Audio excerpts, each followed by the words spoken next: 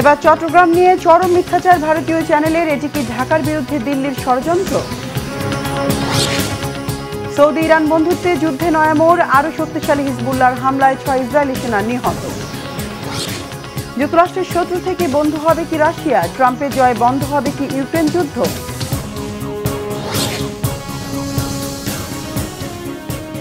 আসসালামু আলাইকুম, দেখছিলেন Bangla vision world news headline.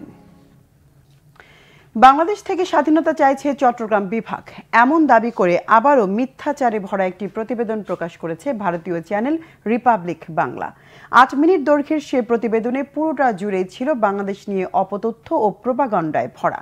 একই সাথে চট্টগ্রামকে ভারতের অংশ করলে তাদের কি কি লাভ হতে পারে তা নিয়ে করা হয় বিস্তর আলোচনা। প্রোপাগান্ডা চালানোর অভিযোগে বাংলাদেশের সুপ্রিম কোর্টের মাধ্যমে রিপাবলিক বাংলার বিরুদ্ধে ব্যবস্থা নিতে আইনি নোটিশ পাঠানো হয়েছে। বিস্তারিত মীর ফাজলে রাব্বির ডেস্ক রিপোর্টে। চট্টগ্রামে যে ধরনের অত্যাচার হচ্ছে, নাম তার ময়ূখ রঞ্জন ঘোষ। পেশায় সাংবাদিক হলেও সাংবাদিকতার নীতি বহির্ভূত কাজ করতেই বেশি পটু তিনি। তার উদ্ভট অঙ্গভঙ্গি ও চিৎকার চেঁচামেচি দেখে মনে হবে তিনি হয়তো পেশাদার মলম বিক্রেতা বা সার্কাসের জোকার। বাংলাদেশ নিয়ে নির্জলা মিথ্যাচার করা ও প্রোপাগান্ডা ছড়ানো এই লোককে নিয়ে সমালোচনা কম হয়নি। তবে এত সমালোচনা ও বিতর্কও তার লজ্জাবোধ জাগাতে পারেনি। এবার তিনি এসেছেন বাংলাদেশ থেকে চট্টগ্রামকে আলাদা করার মাস্টার প্ল্যান নিয়ে। চট্টগ্রাম স্বাধীন হয়ে যেতে পারে বা ভারতের কাছে ফিরে যেতে পারে। সম্প্রতি বাংলাদেশ নিয়ে ভয়াবহ মিথ্যাচারে ভরা একটি প্রতিবেদন প্রকাশ করেছে কলকাতার বিজেপি মদতপুষ্ট TV channel Republic Bangla. 8 minute দৈর্ঘ্যের সেই প্রতিবেদনের পুরোটা জুড়েই ছিল বাংলাদেশ নিয়ে অপতথ্য ও প্রোপাগান্ডায় ভরা, যেখানে দাবি করা হয় বাংলাদেশ থেকে স্বাধীনতা চাইছে চট্টগ্রাম বিভাগ। গ্রাফিক্যাল উপস্থাপনায় চট্টগ্রামকে ভারতের অংশ করলে কি কি লাভ হতে পারে তা নিয়ে করা হয় বিস্তর আলোচনা। চট্টগ্রাম অঞ্চলের 99% মানুষ হিন্দু বৌদ্ধ ধর্মের অনুসারী ছিলেন, এমন ভয়ঙ্কর মিথ্যা কথাও বলতে শোনা যায় ময়ূককে। 99% মানুষ সেখানে হিন্দু এবং বৌদ্ধ ছিল। চট্টগ্রাম অঞ্চলে হিন্দু ধর্মাবলম্বীদের ওপর অত্যাচার করা হচ্ছে বলে দাবি করেন ময়ূক। তিনি বলেন 1947 সালের পর থেকে অত্যাচারের শিকার হতে হতে চট্টগ্রাম অঞ্চল থেকে বিতাড়িত হন হিন্দুরা, কিন্তু তার এই দাবি সম্পূর্ণ মিথ্যা ও মন গড়া। ইতিহাস অনুযায়ী বাংলাদেশ ভূখণ্ডের চট্টগ্রাম অংশেই প্রথম ইসলাম প্রচার শুরু হয়। মুঘল সুবেদার শায়েস্তা খানের আমলে এই অঞ্চলের নাম ছিল ইসলামাবাদ। বাংলাদেশের খ্যাতিমান ঐতিহাসিক ডক্টর আব্দুল করিমের মতে হিজরির প্রথম শতকেই ভারতীয় উপমহাদেশে তথা মালাবারে ইসলামের আগমন ঘটে। চট্টগ্রাম দিয়েই সর্বপ্রথম বাংলাদেশে ইসলামের যাত্রা শুরু হয়, আর এ কারণে চট্টগ্রামকে ইসলামের প্রবেশদ্বার বলা হয়। ফলে বোঝাই যাচ্ছে ইতিহাস ও প্রতিষ্ঠিত সত্যের তোয়াক্কা না করে দেদারসে মিথ্যা সংবাদ প্রচার করে যাচ্ছেন এই অপসাংবাদিক। আজ আবার নতুন করে বিদ্রোহ শুরু হয়েছে এবং আমি অবাক লাগছে আমার। একের পর এক অসত্য সংবাদ প্রকাশের কারণে বেজায় বিরক্ত নেটিজেনরা। তার অসংলগ্ন কথাবার্তা শুনে সামাজিক মাধ্যমে কেউ তাকে মন্তব্য করছেন পাগল, আবার কেউ বলছেন কমেডিয়ান। কিন্তু এত কিছুর পরও থামার নামগন্ধ নেই তার। উল্টো মিথ্যাচারে সহায়তা করতে তিনি সাথে নিয়েছেন সন্তু নামের আরেক লোককে। দুজন মিলে গলাবাজি করে টানা 8 মিনিট ধরে তারা যা বলেছেন তা রীতিমতো অপরাধের পর্যায়ে চলে গেছে। এই চট্টগ্রাম বা এই অংশে ত্রিপুরা রাজা তিনি কিন্তু শাসন করতেন। প্রোপাগান্ডা চালানোর অভিযোগে বাংলাদেশের সুপ্রিম কোর্টের মাধ্যমে ভারতীয় চ্যানেল রিপাবলিক বাংলার বিরুদ্ধে ব্যবস্থা নিতে আইনি নোটিশ পাঠানো হয়েছে। একই সঙ্গে বাংলাদেশের ভূখণ্ডে তাদের নিউজ ও কন্টেন্ট নিষিদ্ধ ও ব্লক করার অনুমতি চাওয়া হয়েছে। তবে নেটিজেনদের অনেকে বলছেন শুধু নোটিশেই সীমাবদ্ধ থাকলে হবে না। মলম বিক্রেতা খ্যাত এই প্রোপাগান্ডা মাস্টারকে অবশ্যই উপযুক্ত বিচারের আওতায় আনতে হবে। মীর ফজলে রাব্বি, বাংলা ভিশন। ইরানকে সমর্থন দিয়ে ইসরায়েলের বিরুদ্ধে সৌদি আরবের হুমকির পর নয়া মোড় নিল মধ্যপ্রাচ্যের যুদ্ধ। প্রথমবারের মতো ইসরায়েলের একটি সেনা ঘাঁটি বড় ধরনের হামলা চালিয়েছে ইরান সমর্থিত লেবাননের সশস্ত্র গোষ্ঠী হিজবুল্লাহ। এছাড়া হিজবুল্লাহর স্থল অভিযানে এই প্রথম একদিনে 6 ইসরায়েলি সেনা নিহত হলো। ফলে সৌদি ইরান বন্ধুত্বের পর তেহরান সমর্থিত গোষ্ঠীগুলোর আরও শক্তিশালী হয়ে উঠলে কোণঠাসা হয়ে পড়তে পারে ইসরায়েল, ধারণা বিশ্লেষকদের। শহীদ আরাফাতের ডেস্ক রিপোর্টে বিস্তারিত। ইরানে হামলা চালানো যাবে না, ইসরায়েল সরকারকে সৌদি আরবের এমন কড়া হুঁশিয়ারির পর নতুন মোড় নিয়েছে মধ্যপ্রাচ্যের সংঘাত। আরও শক্তিশালী হয়ে উঠেছে ইরান সমর্থিত গোষ্ঠী হিজবুল্লাহ ও হুথি যোদ্ধারা। এই প্রথম তেল আবিবে ইসরায়েলি সেনাদের সদর দপ্তরে বড় ধরনের হামলা চালিয়েছে হিজবুল্লাহ যোদ্ধারা। লেবাননের ইরান সমর্থিত গোষ্ঠীটি এই হামলায় ব্যবহার করেছে অত্যাধুনিক মিসাইল ও সুইসাইড ড্রোন। এতে ইসরায়েলের বেশ কয়েকজন হতাহত হয়েছে। এছাড়া লেবাননের অভ্যন্তরে ইসরায়েলি সেনা ও হিজবুল্লাহ যোদ্ধাদের মধ্যেও পাল্টাপাল্টি স্থল অভিযান অব্যাহত আছে। হিজবুল্লাহর হামলায় নিহত হয়েছে 6 ইসরায়েলি সেনা। লেবাননের ভূখণ্ডে হামলা শুরুর পর এটাই একদিনের সবচেয়ে বেশি ইসরায়েলি সেনা নিহতের ঘটনা। হিজবুল্লাহ প্রধান নাইম কাশেম বলেছেন, শত্রু ইসরায়েলকে পরাজিত করার আগ পর্যন্ত লড়ে যাবে হিজবুল্লাহ যোদ্ধারা। আমাদের দেশের সার্বভৌমত্ব এবং স্বাধীনতা রক্ষায় শত্রুদের বিপক্ষে শেষ পর্যন্ত লড়াই চালিয়ে যাব। বিজয় আসবেই, কোনোভাবেই আমরা মাথা নত করব না। এই প্রতিশ্রুতি অক্ষুণ্ণ রাখব। তবে হিজবুল্লাহ যোদ্ধাদের লক্ষ্য করে ইসরায়েলি সেনারা বর্বর হামলা অব্যাহত রেখেছে। গেল এক সপ্তাহে 200-র বেশি হিজবুল্লাহ সদস্যকে হত্যার দাবি করেছে নেতানিয়াহু বাহিনী। লেবাননের রাজধানী বৈরুতের দক্ষিণে দফায় দফায় বিমান হামলা চালাচ্ছে ইসরায়েল। 24 ঘন্টায় দানিয়ের অন্তত 6টি বাড়িতে হামলা হয়েছে। এতে প্রাণহানি হয়েছে কমপক্ষে 8 জনের। এছাড়া লেবাননের বৈরুতের 3টি শহর থেকে লেবাননবাসীদের অন্যত্র সরে যেতে বলেছে ইসরায়েলি প্রশাসন। হামলা চলছে ফিলিস্তিনেও। গাজা সিটি, নুসাইরাত এবং জাবালিয়া শরণার্থী শিবিরে বিমান হামলা অব্যাহত রেখেছে ইসরায়েলি সেনারা। গাজার ত্রাণ সহায়তা কর্মীদের দাবি, 1 মাসে অন্তত 20 কর্মীকে হত্যা করেছে ইসরায়েলি বাহিনী। 1 বছরে সেই সংখ্যা 300 জনের বেশি।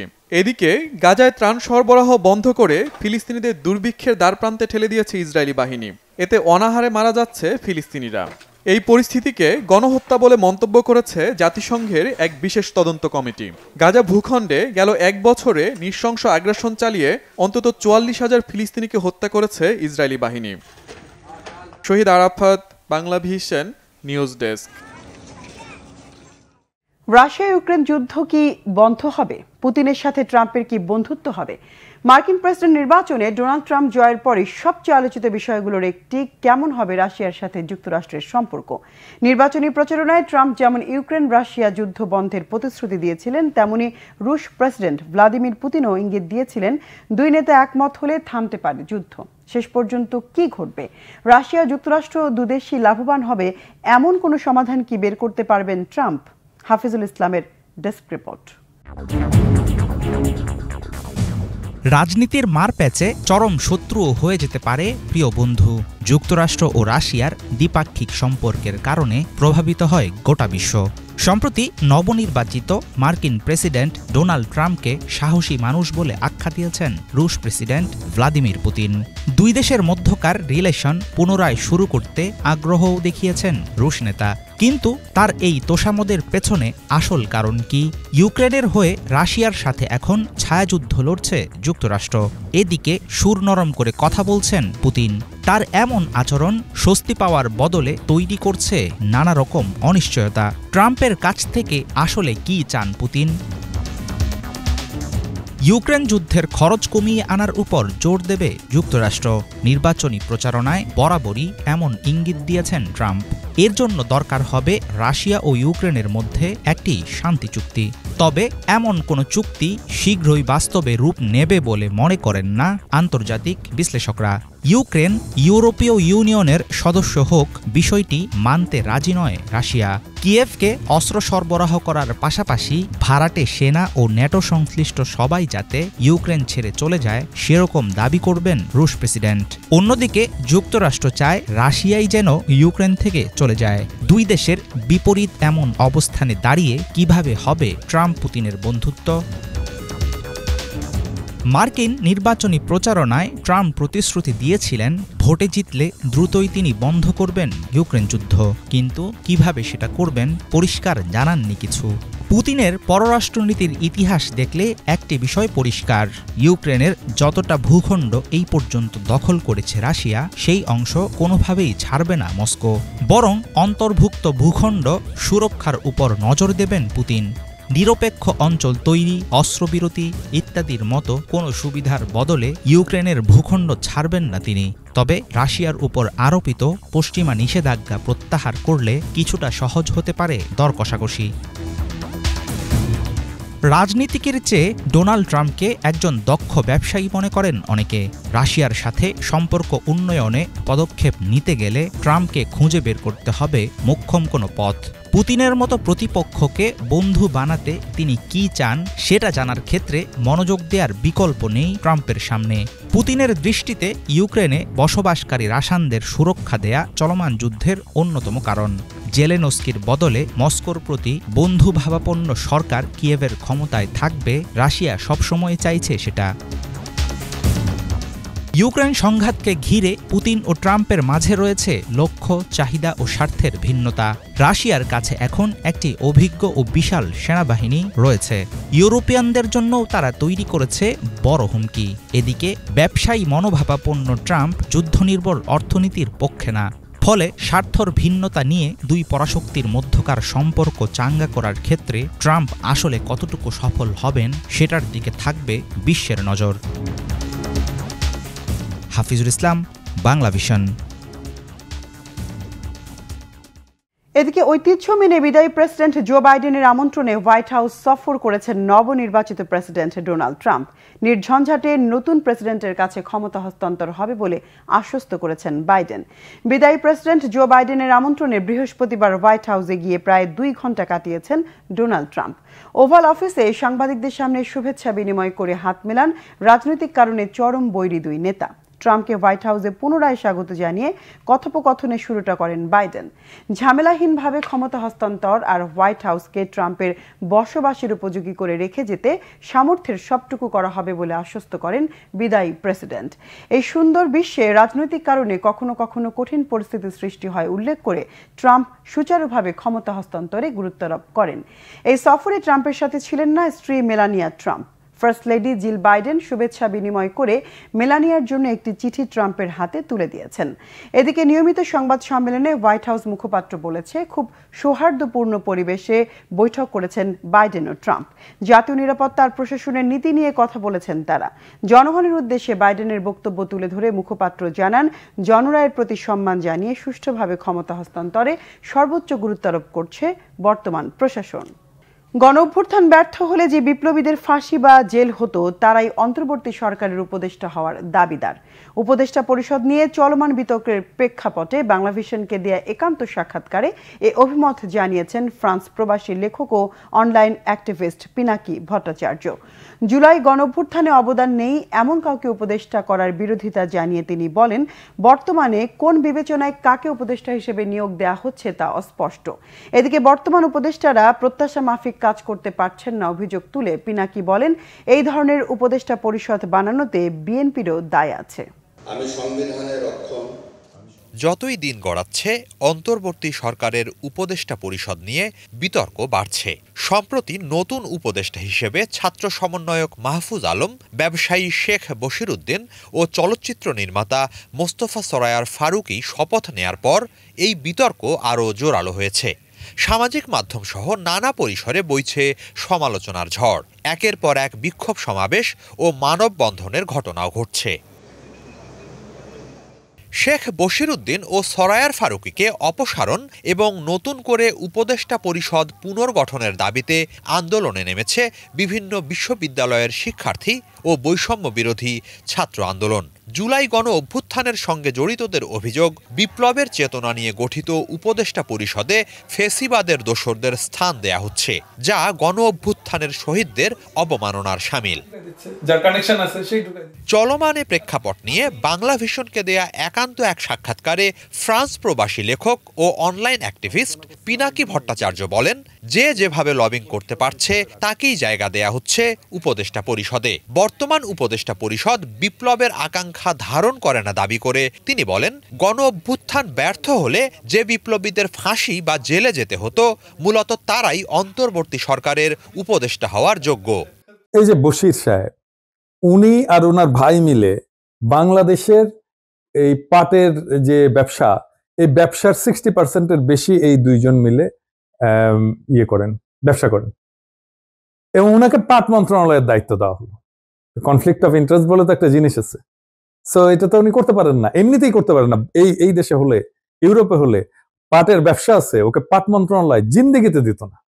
তো এটা নিয়ে আর কি বলবো, উপদেষ্টা পরিষদ এটা ইচ্ছা মতো হচ্ছে, যার যা খুশি যে যেভাবে লবি করতে পারতেছে প্রফেসর ইউনূসের সাথে সেই ঢুকাই দিচ্ছে, যে লবি করতে পারতেছে দেখাইতে পারতেছে সেই ঢুকাই দিচ্ছে, যার কানেকশন আছে সেই ঢুকাই দিচ্ছে। আর কি বলবো, মানে উপদেষ্টা পরিষদ এইটা একটা সার্কাস হয়ে গেছে আর কি। আর কাজ পারে না তো কেউ কাজ পারে না, কাজ যে পারে না এইটা তো আমরা দেখতে পাচ্ছি, তাই না? কারো কোনো ভিজিবল কোনো রেজাল্ট নাই। এদিকে ছাত্র জনতার গণ অভ্যুত্থানে ফেসিবাদের তকমা পাওয়া আওয়ামী লীগের আবারও রাজনীতিতে ফেরা নিয়েও বিভিন্ন আলাপ উঠছে। তবে আওয়ামী লীগ আর কখনোই বাংলাদেশের রাজনীতিতে ফিরতে পারবে না বলে মনে করেন পিনাকি। শুধু তাই নয়, যে দল বা যারা আওয়ামী লীগকে ফেরাতে কাজ করবে জনগণ তাদেরও প্রত্যাখ্যান করবে বলে মনে করেন তিনি। আওয়ামী লীগ বাংলাদেশের রাজনীতিতে আর ফিরতে পারবে না, কখনোই না। হ্যাঁ, এটা ডেড কেস। হ্যাঁ, এখন কেউ যদি জোর করে আওয়ামী লীগকে নিয়ে আসতে চায় তার বিরোধী দল করার জন্য, তাহলে সেটা সে চেষ্টা করলে হয়তো পারতে পারে, কিন্তু এটা ব্যাপক প্রতিরোধের মুখে পড়বে। যে বিপ্লবটা হলো, হাসিনা যে পড়লো, হাসিনার উৎখাতের এক দফা দাবিতে কি ছিল? সেটা ছিল আমরা একটা ব্যবস্থার অবসান চাইছি, যেই ব্যবস্থা এই ফ্যাসিবাদের উত্থান ঘটিয়েছে। তাহলে ব্যবস্থাটা কি ছিল? ব্যবস্থাটা ছিল এই আমাদের ব্যুরোক্রেসি, এই আমাদের জুডিশিয়ারি, এই আমাদের আর্মি, হ্যাঁ, এই আমাদের প্রশাসন, এইটা মিলেই তো এই আমাদের ব্যবসায়ী মহল, হ্যাঁ, এই আমাদের এডুকেশনাল ইনস্টিটিউট, এই সব মিলেই তো আওয়ামী লীগের ফ্যাসিবাদটা উত্থিত হয়েছে, তাই না? তো এই তারপরে আমাদের সংবিধান। এখন আমরা সবকিছু একরকম রেখে দেব, সবকিছু একরকম রেখে দেব, দিয়ে আমি একটা নির্বাচন চাইবো। তাহলে যে দল জিতে আসবে সে আর একটা আওয়ামী লীগ হয়ে উঠবে। অন্যদিকে ডিসেম্বরের মধ্যে অন্তর্বর্তী সরকার নির্বাচনের রোডম্যাপ না দিলে আগামী বছরের এপ্রিল নাগাদ নির্বাচনের দাবিতে আন্দোলনে যাওয়ার হুঁশিয়ারি দিয়েছে বিএনপি।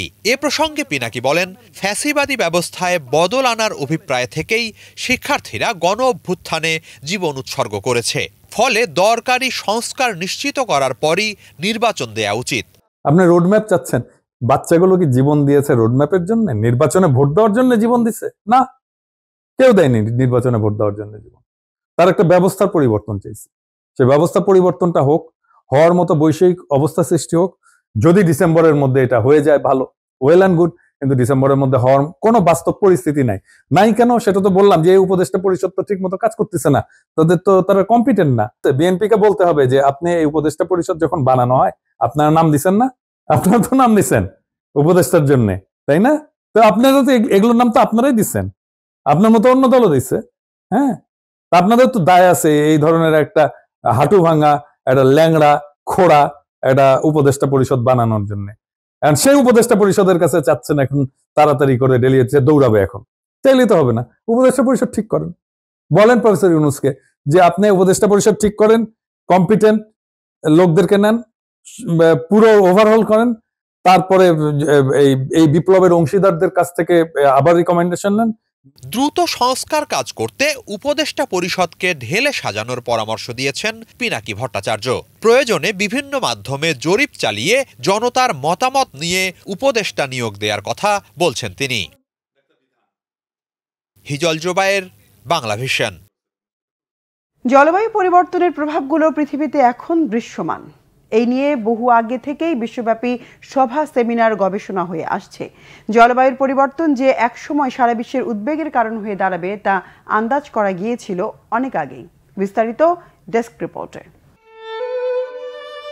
ঊনবিংশ শতাব্দী গ্যাস কিভাবে বায়ুমণ্ডলীয় তাপকে ধরে রাখে সেটি নিয়ে ইউরোপের বেশ কয়েকটি বিজ্ঞানী গবেষণা কাজ শুরু করেছিলেন। 1990-এর দিকে বের করা হয় কিভাবে জীবাশ্ম জ্বালানি গ্রহকে উষ্ণ করে তুলছে।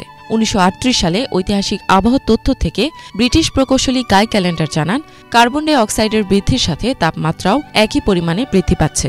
তার মতে এই দুটো জিনিসের সংযোগ রয়েছে।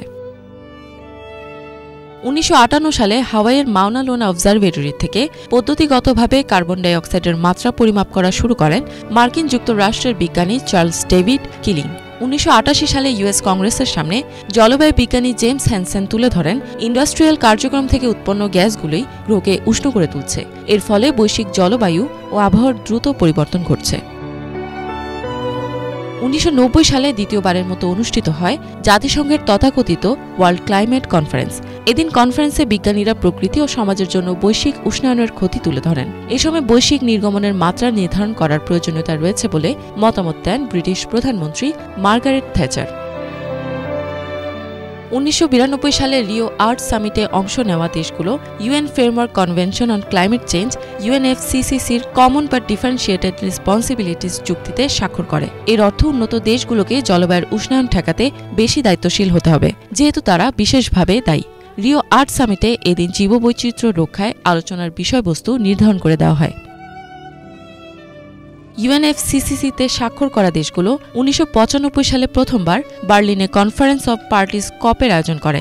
এ সময় আইনত চূড়ান্তভাবে নির্গমনের মাত্রা নির্ধারণ করা হয়। 1997 সালে জাপানের কিয়োটোতে আয়োজন করা হয় COP3।